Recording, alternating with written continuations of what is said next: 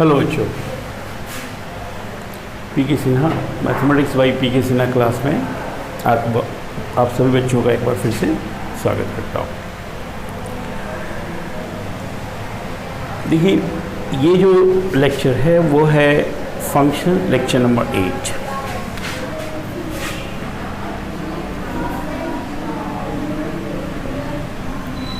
Function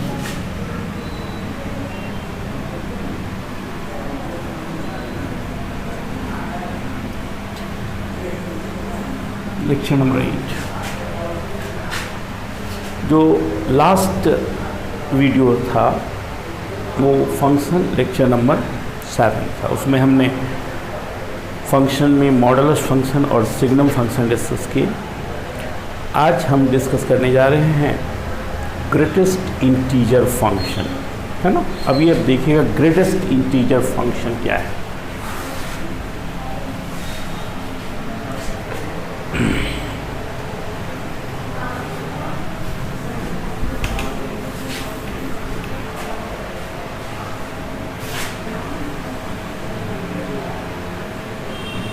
पहला था modulus function, दूसरा सिग्नम फंक्शन और तीसरा है greatest integer function. Greatest integer function, इसको हम लोग स्टेप फंक्शन भी कहते हैं। स्टेप फंक्शन, स्टेप फंक्शन या इसे post office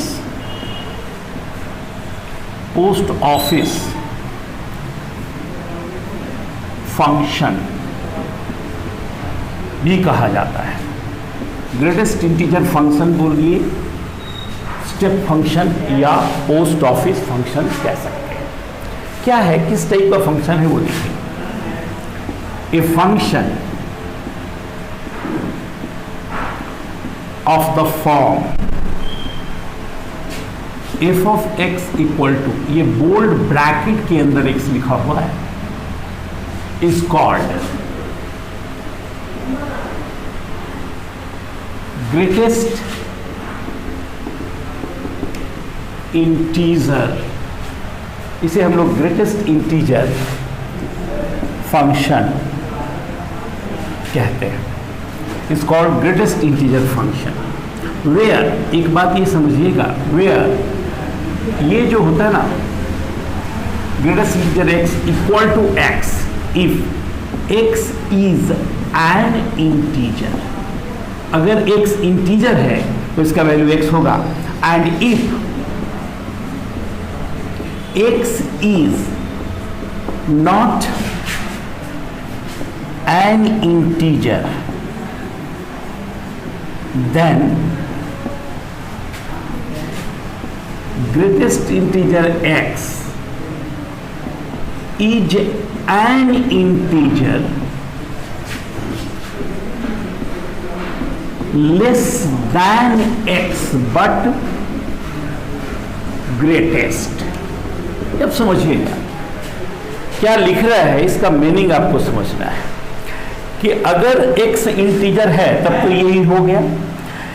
if x is not an integer, अगर x इंटीजर नहीं है तो greatest integer x is an integer less than x but greatest, है ना। Less than x but greatest, यानी हम ये कह सकते हैं that is greatest integer x is either less than और इक्वल टू x, है ना।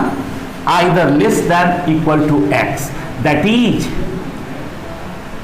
अगर x इंटीजर है तो x के बराबर होगा, नहीं तो इससे छोटा। मतलब ये इंटीजर होता है और इसे हम लोग ग्रेटेस्ट इंटीजर फंक्शन कहते हैं। यानी यहां पर x इंटीजर है तो इंटीजर होगा, और अगर इंटीजर नहीं है तो इससे छोटे इंटीजर में जो सबसे बड़ा होता है उसे हम ग्रेटेस्ट इंटीजर फंक्शन कहते हैं।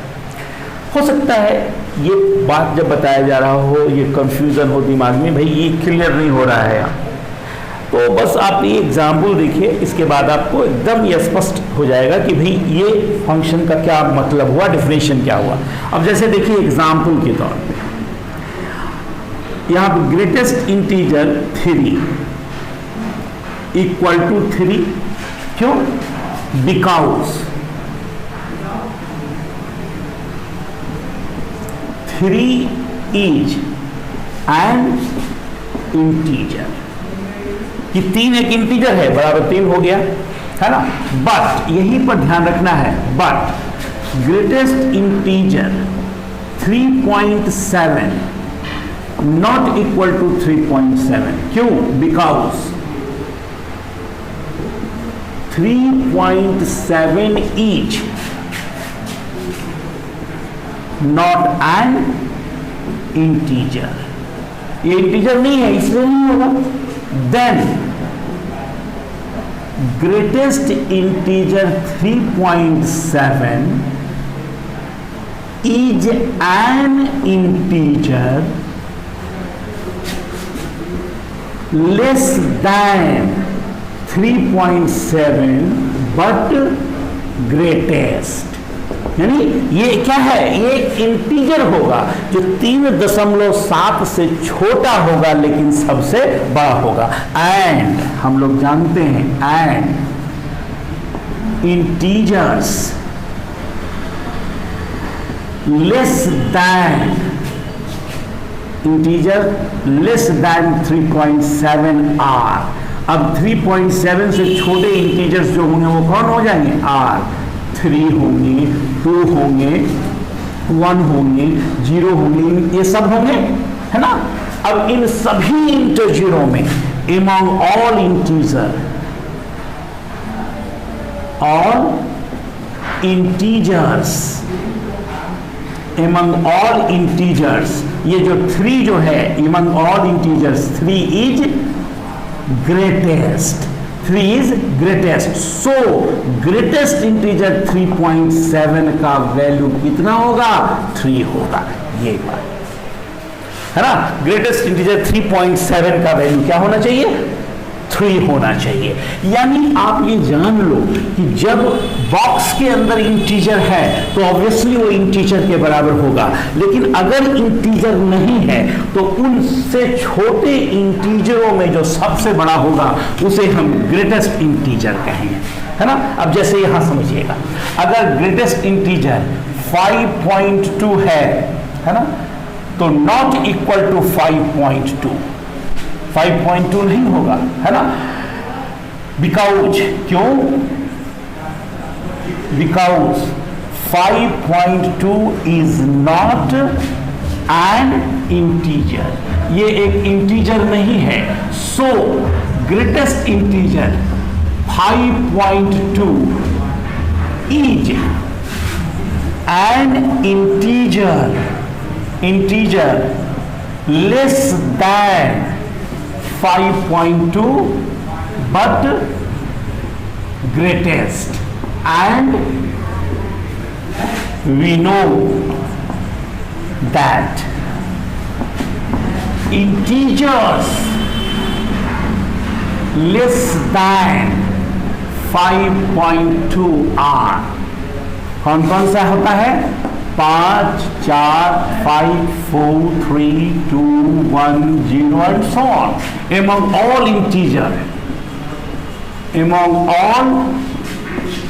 integers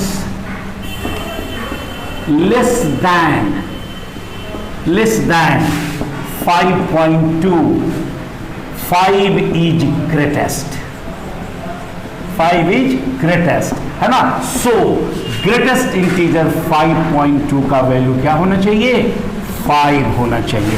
इसी आधार पर देखिए, सिमिलरली ग्रेटेस्ट इंटीजर 2.999 भी हो तो इसका वैल्यू अप्रॉक्सीमेटली 3 नहीं बोलेंगे बल्कि ये 2 होगा। और अगर ये 2 है तब ऑब्वियसली 2 होगा ही होगा, लेकिन अगर 2 से बड़ा भी है, 3 से छोटा है, तो इसका वैल्यू क्या होना चाहिए? 2 होना चाहिए। यानी ये कहने का मतलब हुआ कि अगर ग्रेटेस्ट इंटीजर x का वैल्यू,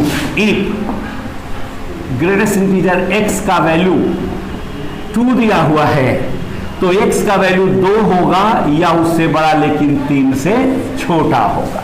ये बात ध्यान रखना है। यानी हम कह सकते हैं कि if greatest integer x equal to n implies n less than equal to x less than n plus 1, n belongs to integer, है ना, ये ध्यान रखना है। अब देखिए यहां पे -2.9 का integral part not equal to -2, क्यों? बिकॉज -2 इज ग्रेटर दैन -2.9, है ना। अभी देखिए इसको अगर आप लाइन पे ड्रॉ कीजिएगा तो -2, है ना, 2.9 -2, तो इससे छोटा इंटीजर कौन हो गया? -3। इसलिए कहा जाएगा सो ग्रेटेस्ट इंटीजर -2.9 का वैल्यू हो गया क्या? -3। छोटा में जो सबसे बड़ा होता है उसे हम ग्रेटेस्ट इंटीजर फंक्शन कहते हैं। समझ में आ रहा है ये चीज?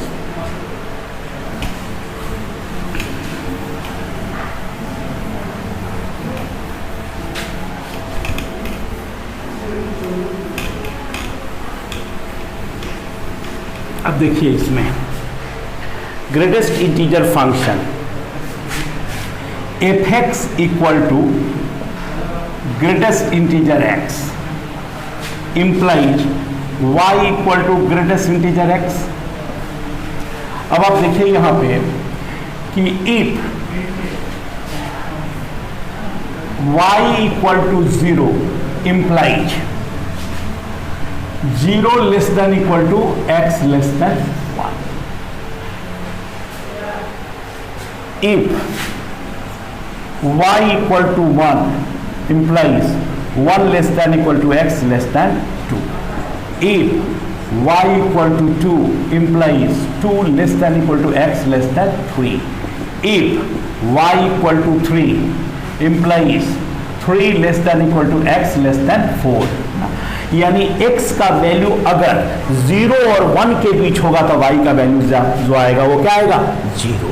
अब इसलिए हम यहां पर ये कह सकते हैं कि if n less than equal to x less than n plus 1 implies y will be equal to क्या होगा? n belongs to integer. यानी y का वैल्यू हर हाल में क्या होना चाहिए? इंटीजर होना चाहिए। अब इसका हम ग्राफ देख लेते हैं। देखिए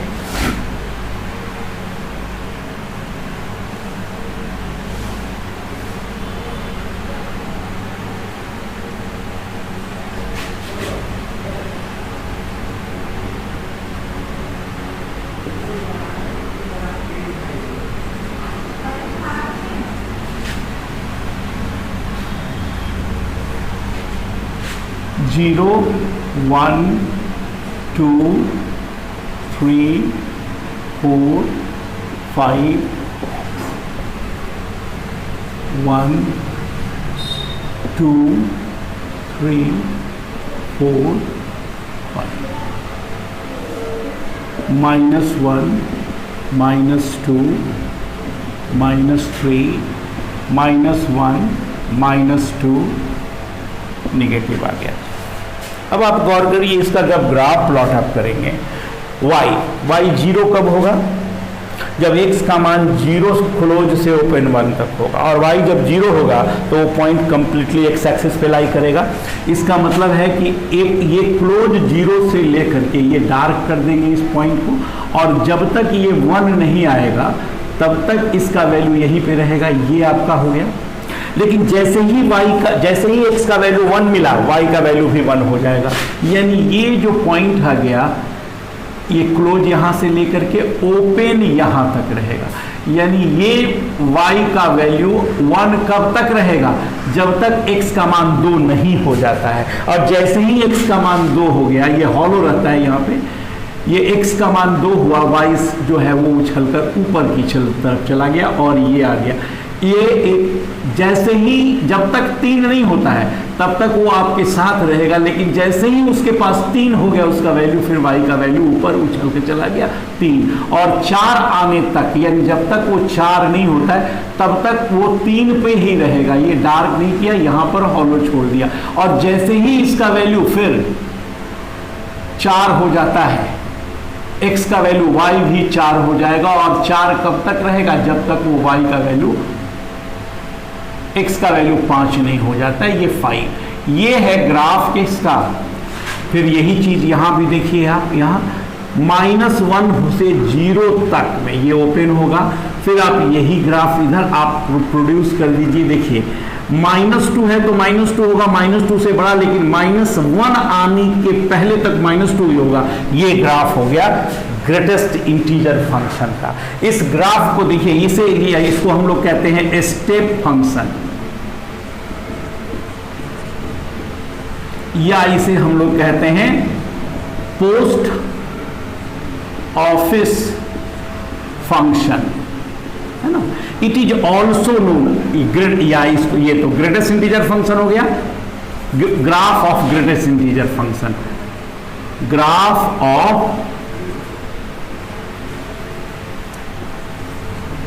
greatest integer, graph of greatest integer function, ये ग्रेटेस्ट इंटीजर फंक्शन का ये ग्राफ है। It is also known as, it is also known as floor of x, ये एक्स का फ्लोर भी कहा जाता है। ये है ग्रेटेस्ट इंटीजर फंक्शन और उसके ग्राफ, इसे हम लोग फ्लोर ऑफ एक्स कहते हैं। अब इसमें देखिए डोमेन जो होगा इसका, वो पूरा का पूरा रियल नंबर होगा, क्योंकि कोई भी आप रियल नंबर ले सकते हो, लेकिन रेंज जब भी आएगा वो सेट ऑफ इंटीजर ही आएगा। रेंज जो हो गया वो क्या हो गया, set of integers. This is the graph of greatest integer function, और इसका जो डोमेन होगा वो set of all real number, और रेंज इसका इंटीजर होगा, क्योंकि कोई भी रियल वैल्यू ले लो, y का मान ऑलवेज जो है वो इंटीजर होगा, चाहे पॉजिटिव हो नेगेटिव हो, इंटीजर ही आएगा। तो ग्राफ भी हमने देख लिया, डोमेन और रेंज की बात। अब हम इसके प्रॉपर्टीज के बारे में बात करेंगे, ठीक है।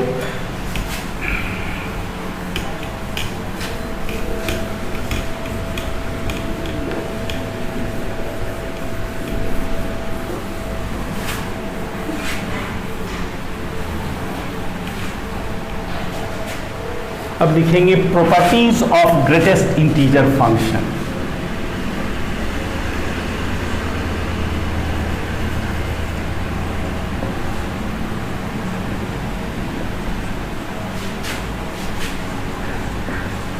ग्रेटेस्ट इंटीजर फंक्शन, देखिए सबसे पहला प्रॉपर्टी है यहां कि greatest integer minus x equal to minus greatest integer x, x belong करेगा, अगर एक्स इंटीजर है तो माइनस है बाहर तो अंदर आ जाएगा, लेकिन greatest integer minus x equal to minus greatest integer x minus 1 if x is not an integer. Explain कर लेते हैं इसको। देखिए मान लें x बराबर आपको है 3, x इक्वल टू है 3, इट इंप्लाइज माइनस एक्स बराबर होगा -3, है ना। It implies greatest integer minus x का वैल्यू ऑब्वियसली आप -3 लिखेंगे, ठीक है। यानी आप यहां पर ये कह सकते हैं कि ग्रेटेस्ट इंटीजर x का वैल्यू आप -2 लिखेंगे, यानी आप कह सकते हैं कि ग्रेटेस्ट इंटीजर माइनस एक्स बराबर माइनस, अच्छा अब उसके बाद x अगर 3 है तो ग्रेटेस्ट इंटीजर x बराबर भी आप 3 लिखेंगे। It means minus greatest integer x is equal to क्या हो गया -3। अब आप गौर कीजिए इसको, ग्रेटेस्ट इंटीजर माइनस एक्स बराबर माइनस ग्रेटेस्ट इंटीजर x, ये हुआ from first and second, from first and second यहाँ जो बना हुआ है ना, इसको आप ए कहिए और इसको बी, तो ज़्यादा बेहतर होगा। फर्स्ट और सेकेंड से ये मिल गया। अब आप यहाँ पे देखिए, फिर let x equal to 2.7, x equal to 2.7, it implies minus x बराबर minus 2.7, it implies minus great integer equal to क्या हो जाना चाहिए, इसका वैल्यू -3 होना चाहिए, या आप तीसरा मान लीजिए, ठीक है। और ग्रेटेस्ट इंटीजर x बराबर क्या होना चाहिए, इसका 2 होना चाहिए, है ना। It implies minus greatest integer x जो होगा बराबर -2 होगा, ये आप चौथा देख लीजिए। अब आप गौर कीजिए कि ये दोनों बराबर है, वो -3 है, ये -2 है, but minus greatest integer x -1 बराबर हो गया -3। It implies greatest integer -x is equal to minus greatest integer x -1 if x is not an integer. यही इस प्रॉपर्टी को एक्सप्लेन किया हुआ है कि अगर इंटीजर है तो माइनस बाहर निकल सकता है, कोई प्रॉब्लम नहीं है, लेकिन अगर इंटीजर नहीं है तो माइनस को अगर आप बाहर निकालते हो तो -1 आपको करना पड़ेगा, तभी ये दोनों आपस में बराबर होंगे, ठीक है। इन दो प्रॉपर्टीज को देखा हमने, और भी प्रॉपर्टीज आगे बता रहा हूं मैं।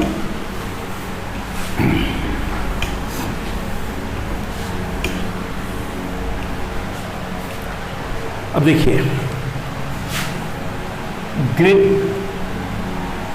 नेक्स्ट प्रॉपर्टीज देखिए, greatest integer x plus n बराबर होगा ग्रेटेस्ट इंटीजर x अब प्लस n, n बिलोंग कर रहा है इंटीजर,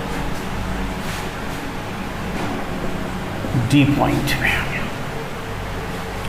अगर इफ ग्रेटेस्ट इंटीजर x जो है वह less than equal to n है, n बिलोंग कर रहा है इंटीजर में, तो x का वैल्यू क्या होगा, सोचिए। इसमें बहुत सिंपल सी बात बता रहा हूं, इसको अगर एग्जाम्पल में देखिए कि ग्रेटेस्ट इंटीजर x अगर लेस देन इक्वल टू 3 है तो आप क्या लिखेंगे, x का वैल्यू ऑब्वियसली आप लिखेंगे x लेस देन 4, क्योंकि x अगर 4 से छोटा होगा, 4 से छोटा यानी 3.99 भी होगा तो उसका इंटीग्रल पार्ट 3 हो जाएगा, है ना। इसीलिए अगर greatest integer x less than equal to n है, it means x must be less than n plus 1, n belong करेगा। एग्जाम्पल में भी आपने देख लिया ये पॉइंट, है ना। फिर उसके बाद देखिए, अगर ग्रेटेस्ट इंटीजर x जो है वह लेस देन n है, n इंटीजर है, ये ध्यान रखना है, n इंटीजर है, अगर लेस देन n है, it implies x also less than n। आप कहिएगा ये कैसे होगा, सी एग्जाम्पल चेक कीजिए, कोई प्रॉब्लम नहीं होगा इसमें। एग्जाम्पल देखिए आप, अगर ग्रेटेस्ट इंटीजर x का वैल्यू हमने लिख दिया 5 से कम है, तो 5 से कम है मतलब 4 है, 3 है, 2 है, तो इसका मतलब क्या हुआ, x का वैल्यू 5 से कम लीजिएगा तो इसका वैल्यू 3 होगा, 4 होगा, जो भी उसमें 5 तो नहीं होगा ना। तो ये एग्जाम्पल से तो अस्पष्ट हो रहा है यहाँ, ठीक है। अब उसके बाद देखिए नेक्स्ट f में, अगर ग्रेटेस्ट इंटीजर x का value, if greatest integer x का वैल्यू ग्रेटर देन n है, n बिलोंग कर रहा है इंटीजर में, अगर n से बड़ा है तो इट इंप्लाइज x का वैल्यू जो होगा वो भी n से बड़ा होगा। एग्जाम्पल में आप देखिए, अगर मान लीजिए हम ये कहते हैं कि ग्रेटेस्ट इंटीजर x का वैल्यू बड़ा है 5 से, तो 5 से बड़ा है तो क्या मतलब 6 है, तो इसका मतलब क्या हुआ कि इट इंप्लाइज x जो है वो ग्रेटर देन इक्वल टू 6 होगा, 6 होगा या 6, क्योंकि 5 से बड़ा होने का मतलब 6 हुआ। अब 6 कब होगा, जब इसका मान 6 या उससे बड़ा लिया जाए, यानी ये n प्लस 1 से बड़ा या बराबर लिया जाए, n बिलोंग कर रहा है इंटीजर। एग्जाम्पल में यह क्लियर हो रहा है।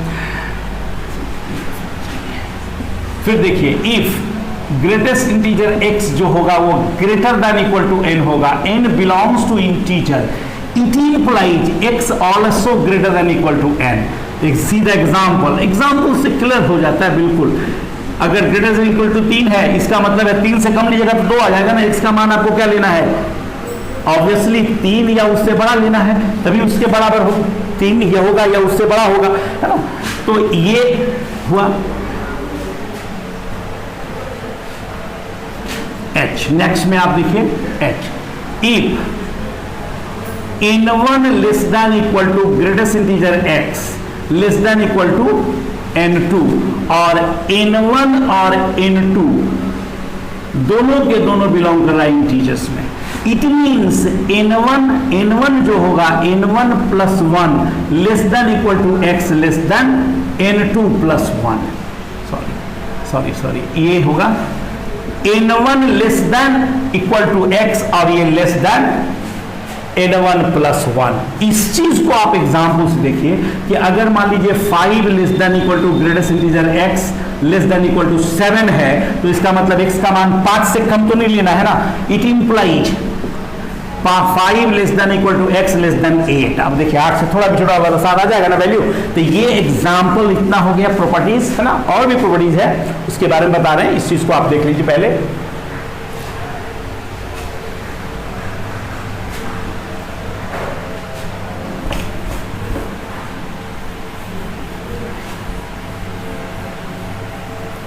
देखिए नेक्स्ट प्रॉपर्टी में हम यहां पे देखें greatest integer x plus greatest integer x 1 by n plus greatest integer 1 x plus 2 by n, ये आगे बढ़ता हुआ जाएगा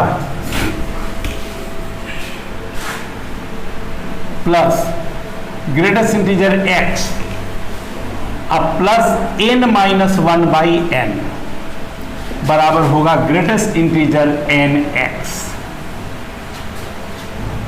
n बिलोंग करेगा नेचुरल नंबर में है ना, वेयर हम ये लिख सकते हैं वेयर n बिलोंग कर रहा है natural number.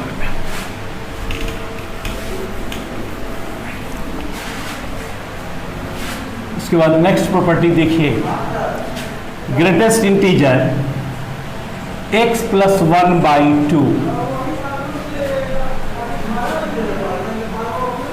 x plus 2 by 4 x plus 3 by 8 x plus 4 by 16 to infinite तक जाएगा, बराबर इसका वैल्यू हो जाएगा कितना x। ये n रखो n, सॉरी x की जगह n ले लो n बराबर ये आ जाएगा इसका वैल्यू n। देखो अगर n क्या है भाई, n एक नेचुरल नंबर है, ठीक है, n belongs to natural number. अगर देखो अगर हम n बराबर 1 ले लेते हैं यहाँ, तो ये क्या हो जाएगा 1 प्लस 1 अपॉन 2 अब प्लस ये क्या आ जाएगा 1 प्लस 2 अपॉन 4, इसके बाद क्या आ जाएगा यहाँ पे 1 प्लस 3 अपॉन 8, तो ये बराबर। अब देखो इसका वैल्यू 1 मिला, बाकी सब 0 बन जाएगा यहाँ पे, तो इसका आंसर कितना आ जाएगा 1 आ जाएगा। और अगर n बराबर हम 2 लेते हैं तो ध्यान देना यहाँ पर ये 2 plus 1 upon 2 plus 2 plus 2 upon 4 plus 2 plus 3 upon 8 plus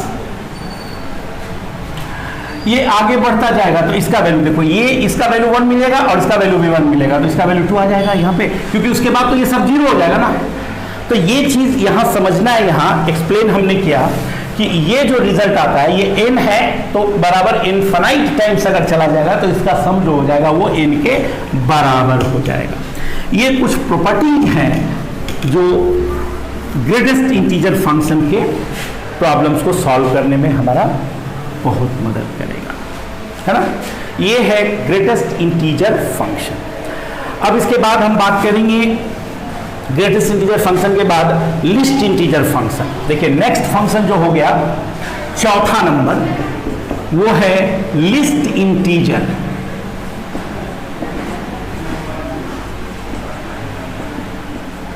list integer function ये क्या है, a function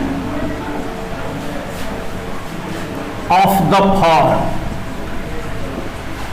F x equal to small bracket के अंदर एक्स लिखा हुआ है या बोल्ड ब्रैकेट जो है ना वो नीचे से ओपन रहना चाहिए, यह क्लोज नहीं करना, ऐसे is called least integer function. Least integer function where एक बात ध्यान रखना है, लिस्ट इंटीजर x बराबर x if x is an integer. अगर x इंटीजर है तो x होगा, and if x is not an integer then least integer x is an integer. उसमें लेस देन में ग्रेटेस्ट था, ये क्या होगा, is an integer greater than x but least, यानी बड़ा होना चाहिए और बड़ाओं में सबसे छोटा। सीधा एग्जाम्पल देखो, अगर लिस्ट इंटीजर x 3 है, 3 होगा, क्यों, because 3 is an integer. But least integer 3.7 not equal to 3.7 because 3.7 each not an integer, ये एक इंटीजर नहीं है। So least integer 3.7 is an integer greater than 3.7 but least, है ना, इससे बड़ा होना चाहिए, उसमें छोटा होना चाहिए। एंड हम लोग जानते हैं कि इंटीजर्स जो है ग्रेटर देन 3.7 आर, देखिए यहां पर क्या हो जाएगा, and we know that integers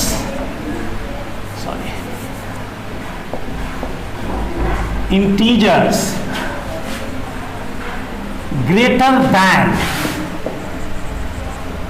3.7 are 4, 5, 6 and so on among all integers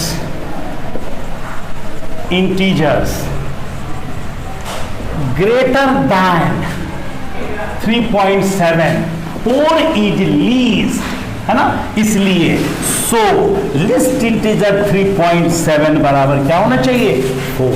यानी अगर इंटीजर है तो इंटीजर होगा, लेकिन अगर इंटीजर नहीं है तो उस इंटीजरों में जो सबसे बड़ा इंटीजर में सबसे छोटा होगा उसे हम लोग लेते हैं, है ना। ये चीज देखा आपने। इसके बाद आप ये देखिए कि अगर ये दिया हुआ है 2.999 तो 2.9 एक इंटीजर नहीं है, लेकिन 2.99 से बड़ा इंटीजर में जो सबसे छोटा होगा इसका वैल्यू क्या होगा, 3। अगर मान लीजिए 7.21 है तो 7.21 इंटीजर नहीं है, लेकिन इससे बड़ा इंटीजर में जो सबसे छोटा होगा वो 8, है ना। इस तरह से इसे हम लोग लिस्ट इंटीजर फंक्शन कहते हैं। कहने का अर्थ यहां पर यह हुआ कि अगर लिस्ट इंटीजर x का वैल्यू 5 दिया हुआ है तो इसका मतलब यह हुआ कि इसका वैल्यू 4 से बड़ा 5 या 5 से छोटा होना चाहिए। 5 से बड़ा होगा तो फिर वो 6 हो जाएगा। समझ में आ रहा था, क्लियर है। चलिए इस चीज को देख लीजिए।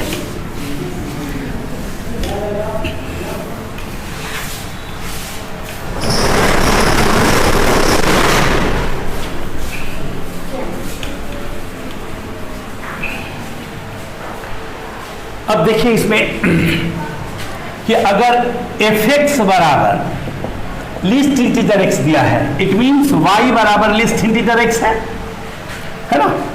अब देखिए अगर 0 less than x less than equal to 1 है तो y बराबर हो गया कितना, 1, है ना। अगर 1 less than x less than equal to 2 है तो y बराबर हुआ 2। अगर 2 less than x less than equal to 3 है तो y का वैल्यू हुआ 3, क्योंकि 3 से थोड़ा भी ज्यादा होगा तो उसका वैल्यू 4 हो जाएगा। 3 less than x less than equal to 4 है तो y का वैल्यू 4 होगा। यानी n less than n minus one less than x less than equal to n, तो y का वैल्यू n होगा, n बिलोंग करेगा इंटीजर। यहां पर देखिए minus one less than x less than equal to 0 implies y बराबर हो गया 0। अब ग्राफ देखना है, graph of y equal to least integer function, एकदम सेम उसी तरह का ग्राफ है, इसमें भी कोई परिवर्तन नहीं होगा, इसका उसी तरह का ग्राफ होना चाहिए सेम। देखिए इंटीग्रल पॉइंट्स है माइनस, ये हुआ 1 2 3 4 x y -1 -2 -3 -1 -2 -3 1 2 3 4, इस तरह से बना लेंगे आप। देखिए y का मान 0 हो, y का मान 0 होने का मतलब है कि वो पॉइंट कंप्लीटली एक्स एक्सिस पे लाई करेगा, और जब एक पॉइंट एक्स एक्सिस पे लाई करेगा y का मान 0 कब हो रहा है, जब x का मान जो है वो -1 से लेकर 0 के बीच में है, तो -1 इंक्लूड नहीं करना है, ओपन हो गया, और 0 को इंक्लूड करना है। ये देखिए इसके दरमियान ये पॉइंट जो होगा वो कंप्लीटली y एक्सिस पे होगा, लेकिन जैसे ही 0 से थोड़ा सा आगे बढ़ेगा उसका इंटीग्रल उसका वैल्यू हो जाएगा 1, यानी ये 1 हो गया। और कब तक 1 रहेगा, तो यहां तक ये 1 रहेगा। ये देखिए ये डार्क कर दिया हमने, और ये आ गया क्लोज यहां पर, है ना, ये डॉटेड लाइन रहना चाहिए, ये क्लोज हो गया। लेकिन जैसे ही 1 से बड़ा हो गया फिर उसका वैल्यू क्या हो जाना चाहिए, 2 हो जाना चाहिए। अब देखिए x का मान अगर आप 0 लेते हैं, 0 से बड़ा लेते हैं, तो ये आपका 1 हो जाएगा। ये देखिए ये ओपन होगा, और फिर यहां पर आ गया क्या, क्लोज, ये आपका फंक्शन। फिर उसके बाद नेक्स्ट पॉइंट आप लेंगे तो ये हो जाएगा आपका कितना, ओपन, और ये आ गया क्या, क्लोज। ठीक है, ये पॉइंट आप लेंगे, यहां पर आपका क्या वैल्यू आ जाएगा, इधर हो गया ओपन, और यहां पे आ गया क्लोज। इस तरह से ये जो पॉइंट आप देख रहे हैं, ये जो पॉइंट है इसमें इधर ओपन हो गया, और फिर ये 4 से जैसे ही बढ़ा इसका वैल्यू क्या हो जाना चाहिए, 5 होना चाहिए। ये है लिस्ट इंटीजर फंक्शन का ग्राफ। और इसका डोमेन क्या होगा, तो इसका डोमेन होगा all real number, and range जो होगा वो हो गया क्या, सेट ऑफ इंटीजर अगेन, है ना, set of integer. This is the graph of list integer function. ये लिस्ट इंटीजर फंक्शन के ग्राफ है। क्लियर है, यहाँ पे डोमेन हो रहा है सारा रियल नंबर, क्योंकि आप देख रहे हैं कि x का मान -∞ से +∞ तक होगा, और y का मान जो है वो ऑलवेज इंटीजर आ रहा है। Whatever real value x may be, y is always an integer. So domain of this function is set of real number, but range is an integer. Graph हो गया। अब रही बात प्रॉपर्टीज के लिए, तो इसके प्रॉपर्टीज और फ्रैक्शनल पार्ट फंक्शन जो है वो फिर अगले लेक्चर में हम डिस्कस करेंगे। आज का ये लेक्चर यहीं तक है, फिर अगले लेक्चर में हम आपसे मिलते हैं, तब तक के लिए बाय।